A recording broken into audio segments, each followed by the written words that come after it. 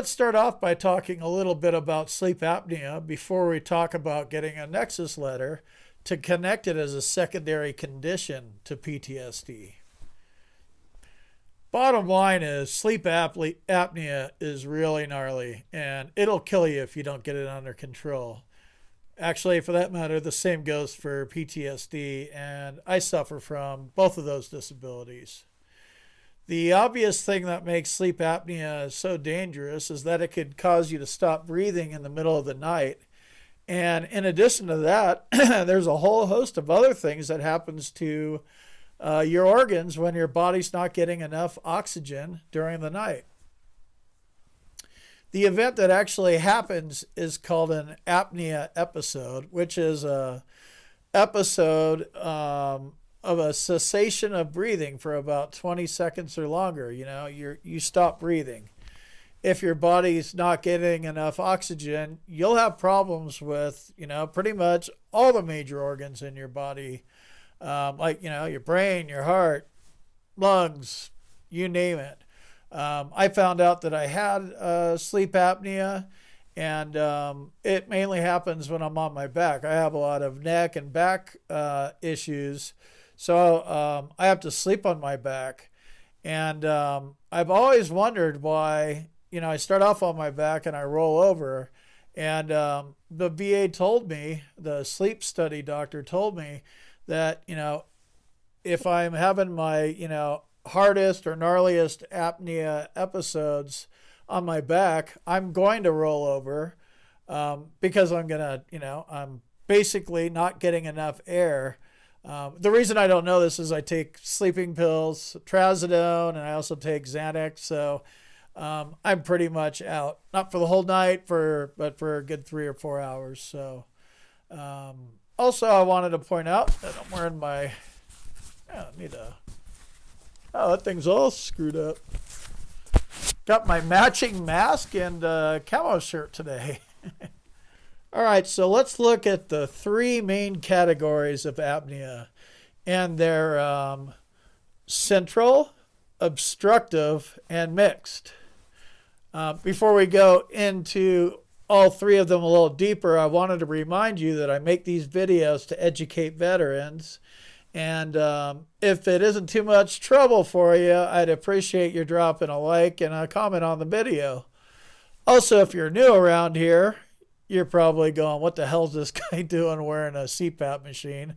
But after you get past that, please subscribe to my channel and then click that notification bell so you don't miss any of my upcoming videos. All right, let's get back to sleep apnea. Sleep apnea is typically seen more frequently among men than among women. One of the things that are reported the most are extremely loud snoring, and so loud that your partner needs to like ditch you for the night, and might end up doing a separate bed thing when you're young with sleep apnea. Other indications that sleep apnea might be present are obesity, even though that's not, the whole enchilada, persistent daytime sleepiness, bouts of awaking, out of breath during the night, just like kind of choking awake, and frequently, you wake up in the morning with a dry mouth or a headache. These are just some of the things. And just like when you're looking at a DBQ, you're not looking like for all these things to prove your sleep apnea claim. They can all be present symptoms, or none of them are. You need to go to a laboratory, do a sleep study so you can have a definitive answer on whether, apnea is present and how bad it is. So the 3 types. Obstructive sleep apnea is caused by a blockage in the airway, usually when the soft tissue in the rear of the throat collapses and closes during sleep. Second one is sleep apnea. The airway is not blocked, but the brain fails to signal the muscles to breathe. So one's like that little flap thing doesn't work, and then the other one's your brain is just not working. The third one is mixed sleep apnea, and It's a combination of obstructive and central sleep apneas. Sleep apnea is very common, and it's as common as type 2 diabetes. Bet you didn't know that. I found that in my research. I was like, wow. It affects more than 18 million Americans, according to the National Sleep Foundation. Some of the risk factors include being male, overweight, and over the age of 40. But, it could happen to anybody at any age, even children. But, I'm over 40 and I'm overweight and I'm male, so whatever that's worth. Fortunately, it can be diagnosed and treated with things like CPAP machines, and there's a lot of different devices, but you have to, find out that you have a problem, then get the damn CPAP machine, try to figure out how to keep it from choking you out in the middle of the night versus having the sleep apnea do it. So if nothing else, one of the reasons I make this video is just kind of talk about sleep apnea, and you need to get diagnosed and you need to get into the sleep study. They have home study ones. That's a good starter. I'm not a doctor. I don't sell the damn thing, so I don't know how good they are compared to the sleep study, but my sleep study, and I'm going to insert a piece of that video. I just had stuff all over my head, and that just seemed way more thorough than a home one, but whatever. If that's what is approved, the first step is finding out if you have it, and the diagnosis, and of course the treatment. So I'm sure the home treatment kits are probably fine for the first step, but for the purposes of connecting sleep apnea secondary to PTSD, you definitely want to go with the sleep study, because that's the higher amount of evidence.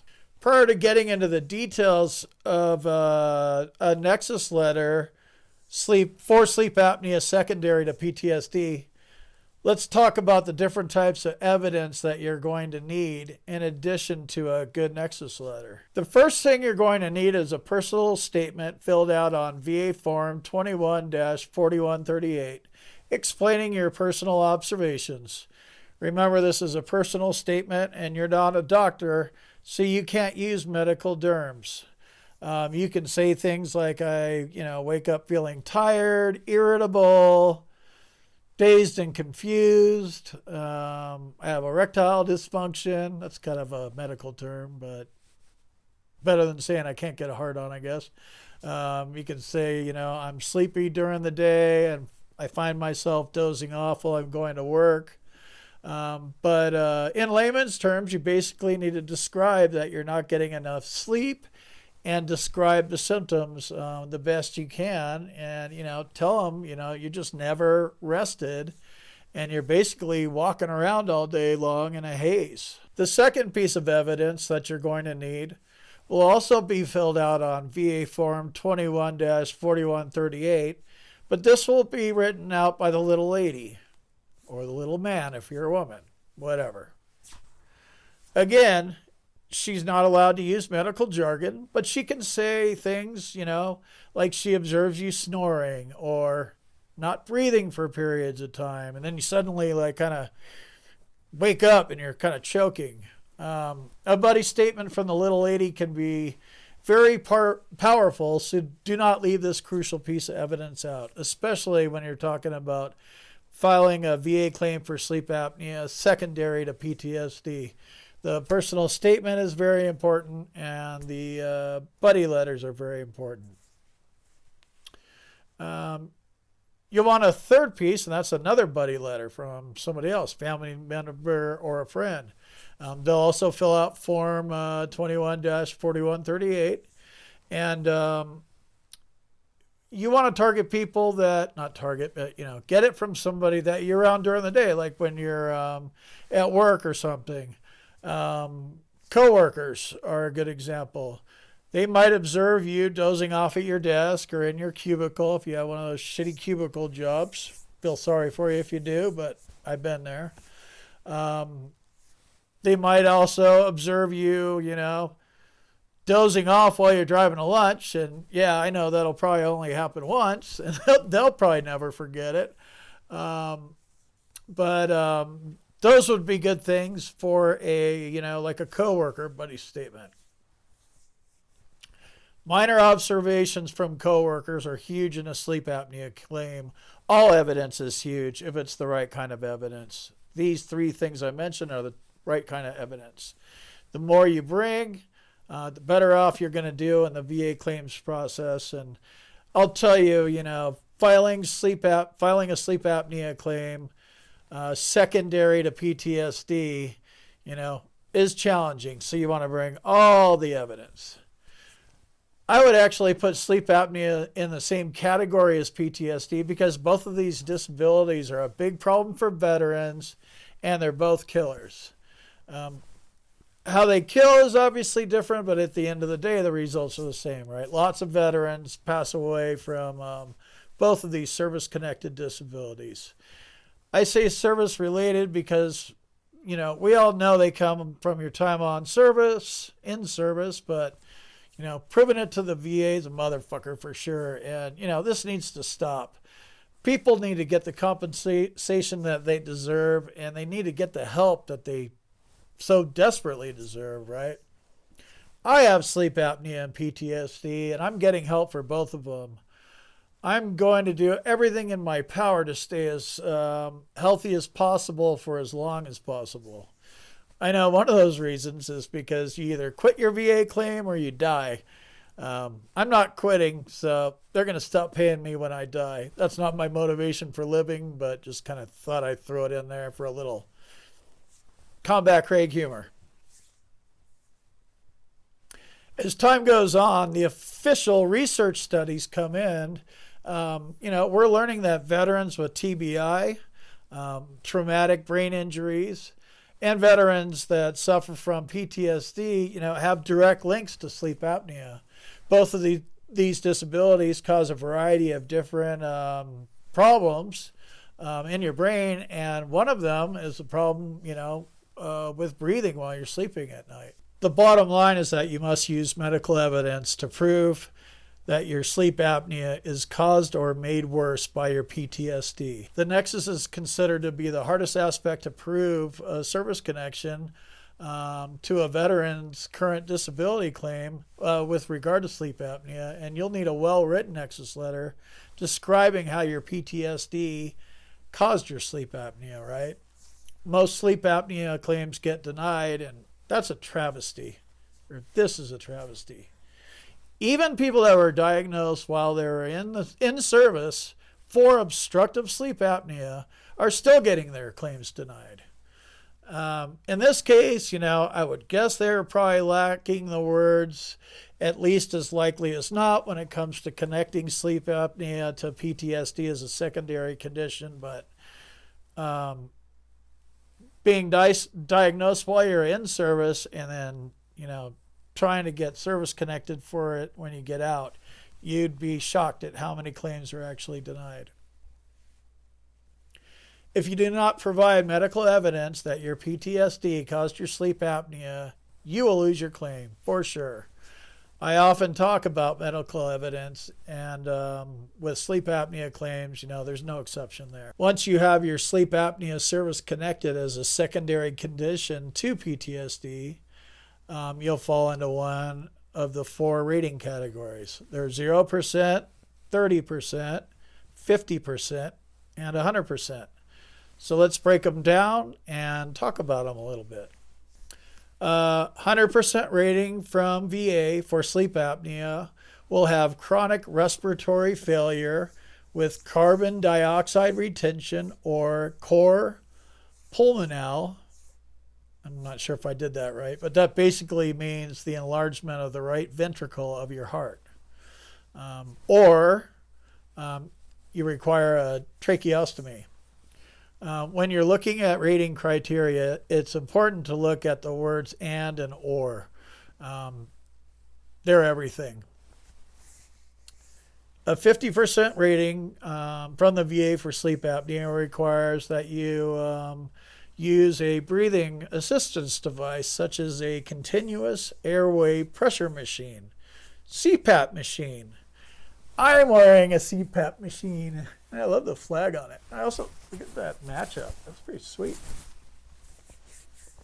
I went to a sleep study at the VA, and I had apnea episodes. I was prescribed a CPAP machine, and I use it every night. So I fall in the 50% category.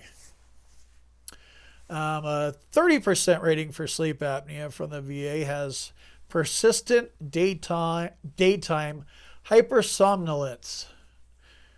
This basically means you fall asleep during the day, and VA asks you this on a variety of their checklists when you go to like physicals and stuff. They ask you if you fall asleep while you're driving your car, or if you're a passenger in a car, or fall asleep after you eat lunch. A lot of this stuff happens to a lot of people, but they ask you these questions. So 30% is daytime sleepiness. A 0% rating for sleep apnea from the VA is asymptomatic, right? This basically means that you don't currently have symptoms, asymptomatic. It's important to note that this is also service connected, when you're at 0%. I talked about 0% evaluations in an earlier video. So you can file a secondary condition to this secondary condition, which is awesome. I hate a lot of things about the VA and VA math, but I love how the VA allows you to do this. You can, you have PTSD, connect sleep apnea as a secondary condition, and then connect something else as a secondary condition to sleep apnea.